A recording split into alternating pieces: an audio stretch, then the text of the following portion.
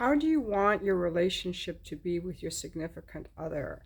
I bring this up because I think that a lot of people want their partner to be more like a parent.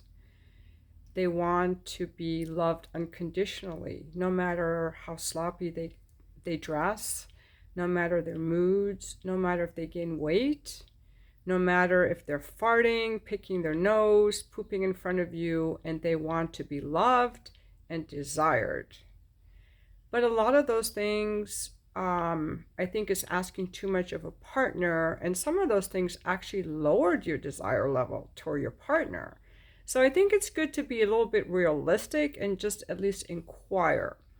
So, for example, I think that a lot of expectations that people have of their partner are the expectations an infant has of their parent. And as adults, I think that we can't have those same expectations. For example, a little baby poops his diaper, he burps, he farts, he has temper tantrums. A teenager can be sullen, can gain weight, can struggle with their moods, or, blow you off or whatever. And the parent has to love that child unconditionally. And children, I think, can end up feeling really entitled from that, or they can feel like there was something missing they never got from their parent, or they think that's the way that all relationships should go, and they take that same expectation of this is what love feels like, or this is the love I really wanted from my parent and didn't get, and project it onto their partner.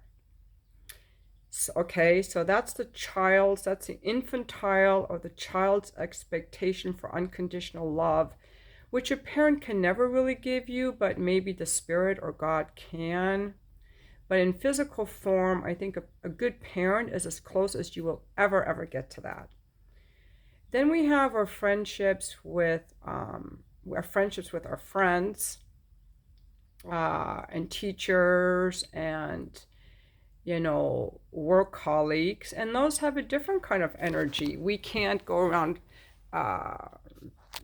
going to the toilet in front of them. There's a different level of physical intimacy there. We don't undress in front of them. And with women, being with other women, there's a very equal exchange, a lot of talking about feelings and so on. But then a lot of women want their husbands to become their girlfriends with a dick. So, I want you to talk about your feelings. I want you to go shopping with me. I want to, have you be a woman, basically. And, just consider that. That's not really usually what men want to do. I think it's important for men to be able to hear our feelings, and that can bring them in touch with their feelings.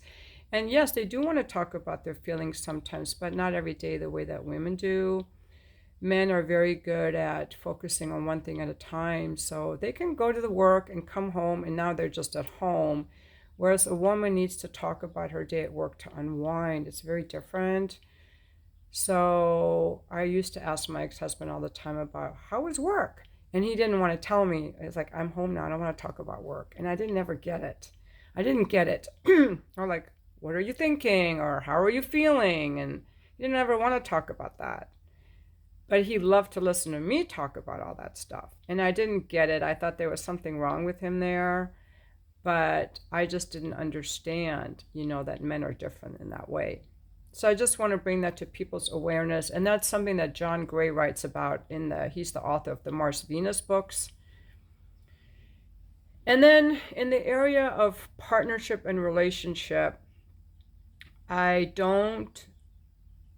personally don't want to be your parent, and I don't want you to be my parent. I don't think that's sexy. I think that romantic relationship, a man-woman relationship, to maintain sexual tension and sexual desire and passion, has to have some distance between the pooping, the farting, the burping, the nose picking, and you've got to love me no matter how slovenly I dress and how much weight I gain and how grumpy I walk around. I think those are all killers of desire. And if you want that kind of relationship, I think you can totally have that, where your partner is more like a best friend or like a parent figure you never had or that you wished you'd had. But I think if you want a relationship that's full of sexual desire and has some more intrigue, I think it's good to ask whether, you want to maintain some decorum and be like, okay, I'm going to keep myself at my best. I want a relationship where we each keep ourselves at our best.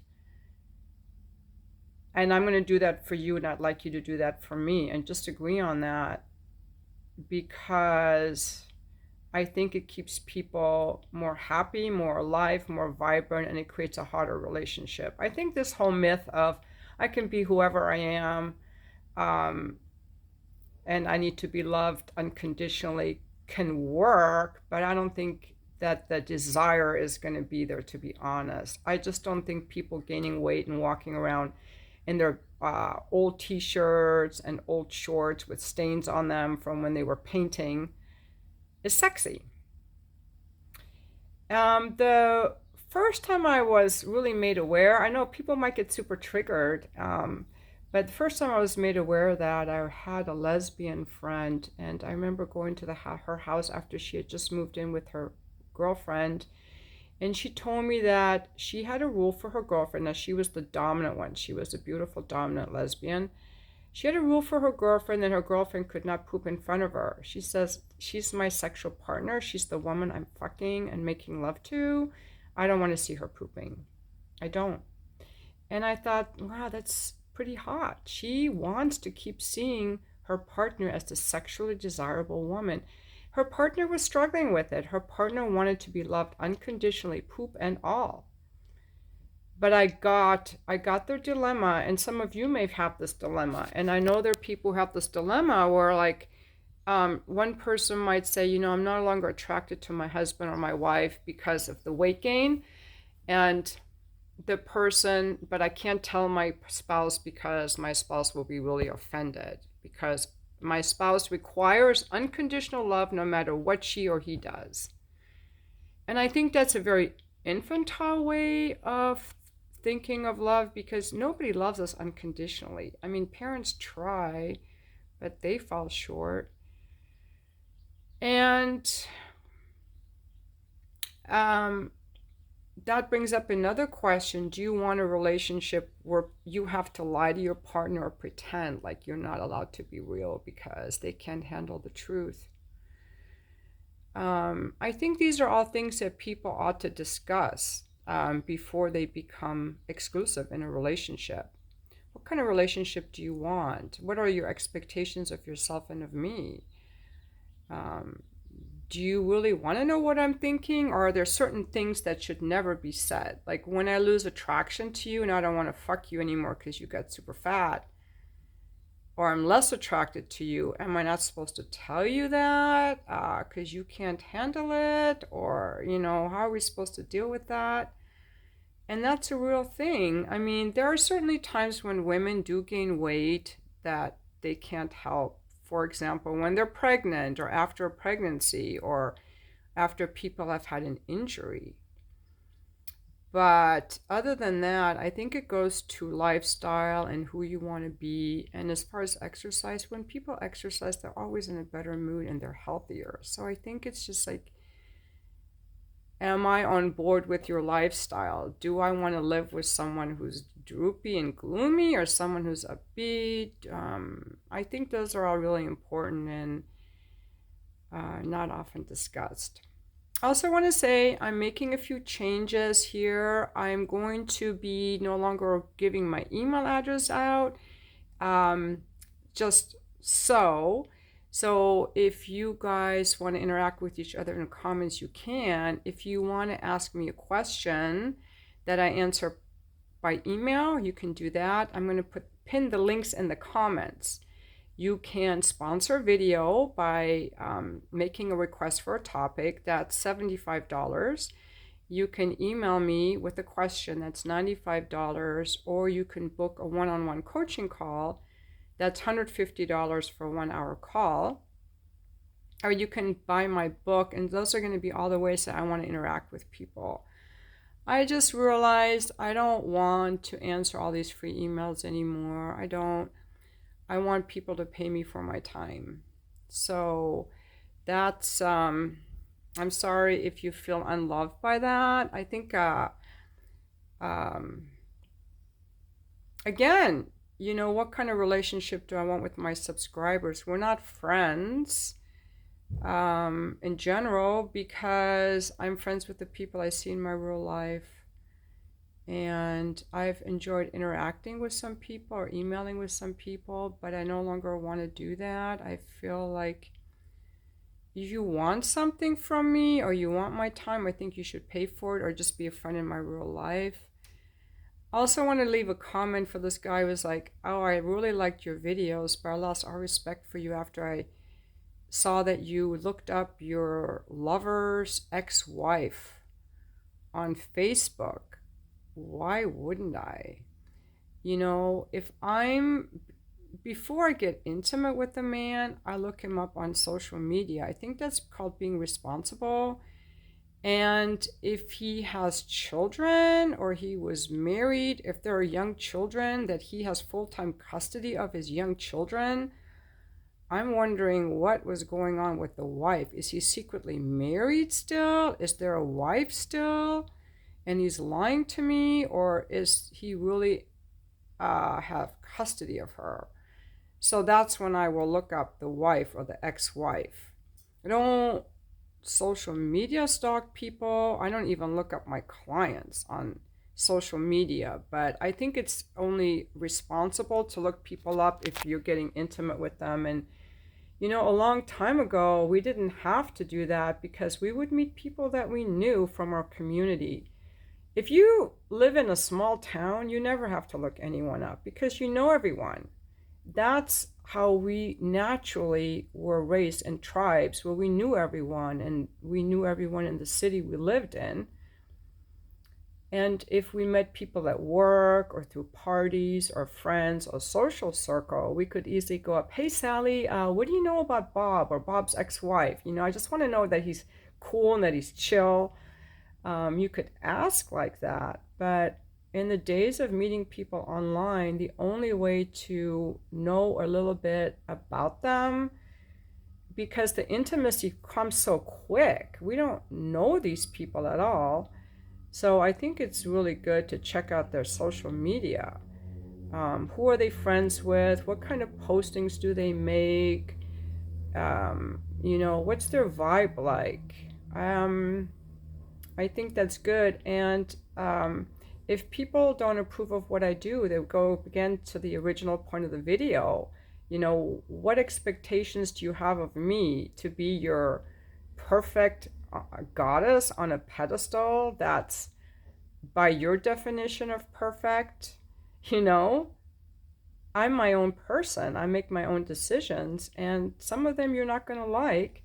And if you're in a relationship with someone, your partner will do things that you're not going to like.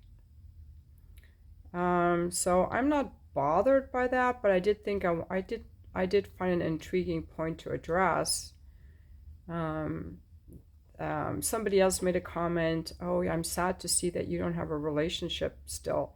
Why does that make you sad? Is that you projecting some pain onto me? Because I'm happy with my life. I have realized that a relationship is not some cure for an inner void. It is just another aspect of life that can add things and take things away. And I'm very fortunate that I don't have to compromise with anyone. I don't have to, and I think compromising is violating our own boundaries and our own wishes and desires. Having a family, having a roommate, having a spouse, having a partner requires that I give something. I might have to pick up something on the way home. I might have to eat salted butter instead of unsalted butter. When I was married, I would have never been able to live in this apartment that I love. He didn't like apartments. He liked the boonies with a lot of land. Having a partner requires a lot of fucking violation of what I want and my own wants and desires and even boundaries. Like, I have a boundary. I do not want to live in the boonies, away from people, all alone in the boonies. If I had a partner who wanted that, I'd have to compromise and violate my boundary in that regard, let's say. I'm coming to see all the advantages and the beauty of just having my own space and my own what I want. And it's a challenge to give up the fantasy. You know, I had to give up the fantasy of some guy who's going to make my life perfect. It's a fantasy. You know, he's going to have expectations of the way I spend my money, how much money I make, or how much sex he gets, or what kind of sex he gets, or the music he plays, or the food he eats. And all those things are going to be annoying to me, to be honest. I can't, you know, I may have to, you know, make too many compromises. So, you know, I just think it's okay if you don't get me. It's okay if you don't approve of me. It is. And I think that's a good way to be with parents too, is if you're looking for parental approval and they're not giving it to you, just be like, my parents just don't get me, and that's okay. You know, I think we have to all get to that point. So anyway, it's the day after Christmas. I hope you guys had a great holiday. I had a really super great holiday. I had a really good holiday. I did. And I want to thank you for your comments. I read the comments, and if I like the comment, I give it a heart, and if I don't like it, I don't say anything, and that's my right. But still keep leaving the comments. I don't want to leave a heart on everyone out of obligation. I don't want to do anything out of obligation anymore. I just want to do things because I want to do things and just be honest. And that's why I wouldn't want my boyfriend to poop in front of me, or burp in front of me, or pick his nose in front of me, or get fat in front of me, or dress slovenly in front of me. I would rather just be alone, because if he isn't sexy, why would I want him? Honestly, you know, because I can have friends that give me friendship. Friendship can come from friends. I think the main reason to have a man is for the sexy polarity part of a relationship that a friend couldn't give me, and I wouldn't want that diluted. And that's my truth. That is my truth. Anyway, thanks so much for watching my video. If you want to work with me for one-on-one coaching or email me a question, the links are all going to be in the comments and in the description below this video. Hit subscribe if you like the video, and please email me like your topics. I would love to answer some of your questions, and hopefully I would do a good job.